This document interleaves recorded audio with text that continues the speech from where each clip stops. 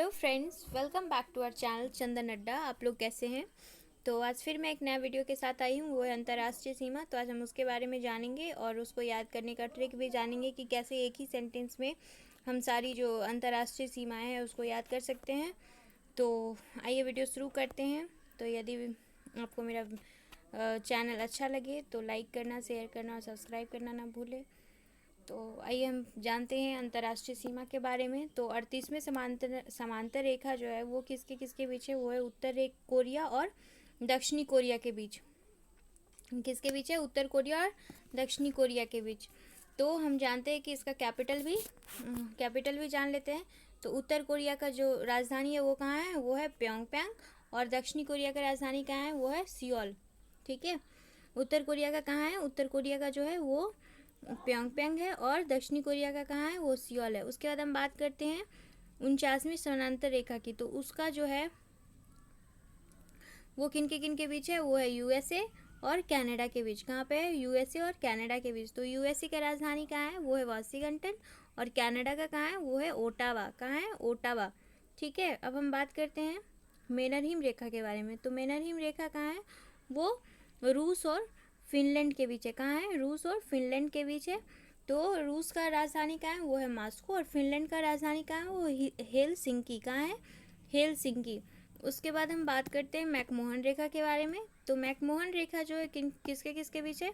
तो आपको पता होगा कि ये जो है वो भारत और चीन के बीच है। कहाँ है? भारत और चीन के बीच। तो भारत जो है इसकी राजधानी कहाँ है? वो है नई दिल्ली। और चीन की कहाँ है? वो है बीजिंग। ठीक है।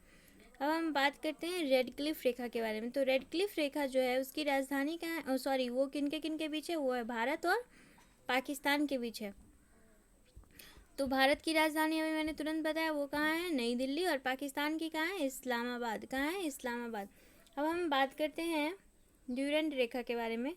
तो ड्यूरेंट रेखा जो है किन के बीच है? वो है पाकिस्तान और अफगानिस्तान के बीच। तो पाकिस्तान की राजधानी कहाँ है? वो इस्लामाबाद।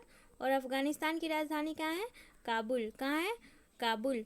तो इसके बाद हम बात करते हैं हिंडनबर्ग रेखा के बारे में। तो हिंडनबर्ग रेखा जो है वो जर्मन और पोलैंड के बीच है। जर्मन और पोलैंड के बीच है। तो हम जर्मन की भी राजधानी जान लेते हैं। जर्मन की राजधानी कहाँ है? बर्लिन। और पोलैंड की कहाँ है? वो है वारसा। कहाँ है? वारसा।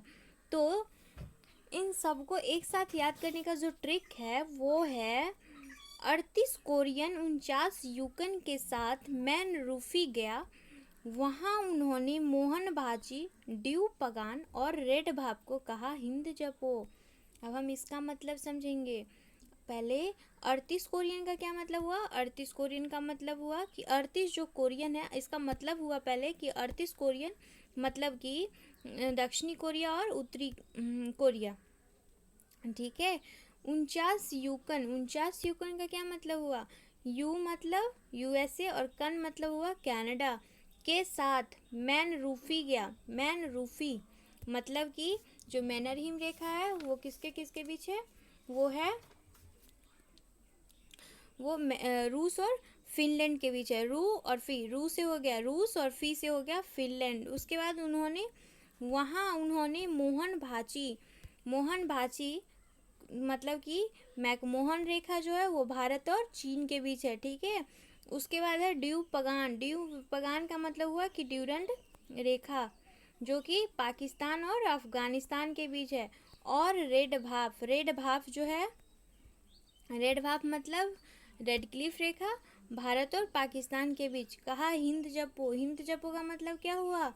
हिंडनबर्ग रेखा जो है वो किसके किसके बीच है? जर्मन और पोलैंड के बीच है। ठीक है।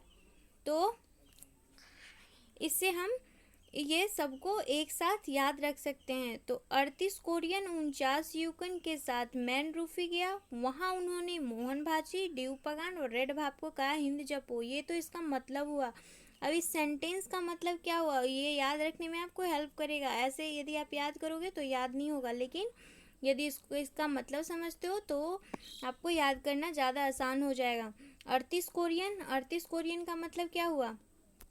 38 कोरियन का मतलब क्या हुआ कि 38 कोरियन और 38 कोरियन जो है वो 49 के साथ कहाँ गया? मैन रूफी जो क्या है वो एक जगह का नाम है। वहाँ उन्होंने मोहन भाजी ये एक नाम है, ये एक नाम है और ये एक नाम है। ये तीनों को क्या कहा कि हिंद जपो, हिंद का नाम लेने के लिए कहा।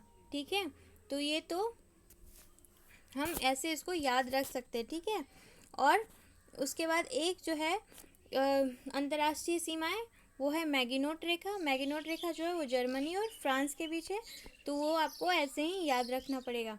तो आई होप आपको ये वीडियो पसंद आया हो। यदि वीडियो अच्छा लगा हो तो लाइक करें, शेयर करें, सब्सक्राइब करें। Thank you and bye bye.